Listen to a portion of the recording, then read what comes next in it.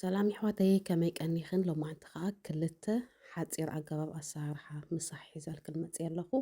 መጀመርታ ሓንቲ ሽጉርቲ ገይረ ኣለኹ ብዝባዴላ 4 ፍረ ከዓ ፃዕዳ ሽጉርቲ፣ ሓንቲ ዓባይ ቀያሕ ፓፕሪካ፣ 4 ፍረ ከዓ ንእሽቱ ኮሚደረ፣ ምስኡ ድማ ሽፒናት ገይረ ቁርብ ከዓ ሳልሳ ሓፊስ ማለት እዩ ገይረ። እዚ ቶማቶ ማርክ ንብሎ ብናይ ዝዓዲ ኦሊቭ ኦይል ገይረላ ሽዑ ከዲነያ ክሳብ ጽቡቅ ገይራ ትወሃሃደለይ ጽቡቅ ገይራ ምስ ተቐልወት ከዓ ማለት እዩ።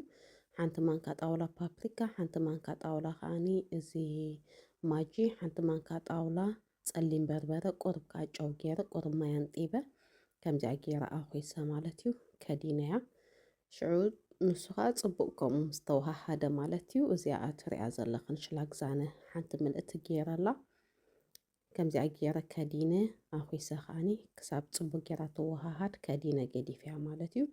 ብድሕሪኡ ድማ እዚ ቺዝ ገይረሉ ማለት እዩ። ቁርብታይ ቺዝ ገይረሉ ኣብ ድስቲ ከዓ እዚ ስፓጌቲ ኣብሲለ ፀኒሐ ሓዊሰሉ ማለት እዩ። ብጣዕሚ እያ ጥዕምቲ 10 ደቂቕ ገሊኣ ከዓ ትወስድ ማለት እዩ ንኽትሰርሓ።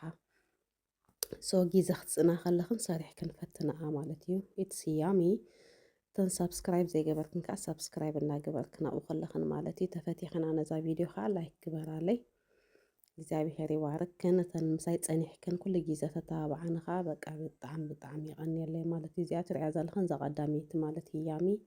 ካልአይቲ ከዓ እዚኣ ትሪኣ ዘለኽን ሓንቲ ማንካ ጣውላ ፃዕዳ ሽጉርቲ፣ ሓንቲ ማንካ ጣውላ ጸሊም በርበረ፣ ሓንቲ ማንካ ጣውላ ከዓኒ ፓፕሪካ ገይረ፣ ሓንቲ ማንካ ጣውላ ድማ ዞያ ዞስ ገይረሉ ነቲ ዓሳ ማለት እዩ። ተደሊኽን መዓር ክትሕውሳሉ ትኽእላ ኢኽን። ሽዑ ነታ ባዴላ ብቁርብተይ ዘይትውልውል ኣቢለ ከምዚኣ ገይረ ነተን ዓሳ ጠቢሰያ ማለት እዩ።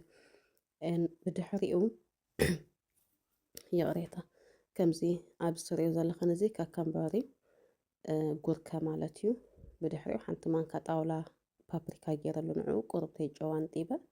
እዚ ትሪኦ ዝፀናሕክን ከዓኒ ናይ እንጣጢዕ ዘይቲ ማለት እዩ። ናይ እንጣጢዕ ዘይቲ ብጣዕሚ እዩ ጽቡቕ ብኦሜጋ ድራይ ሃብታም ስለ ዝኾነ ብትሕዝቶ ናይ ኦሜጋ ድራይ ስለ ዘለዎ ማለት እዩ።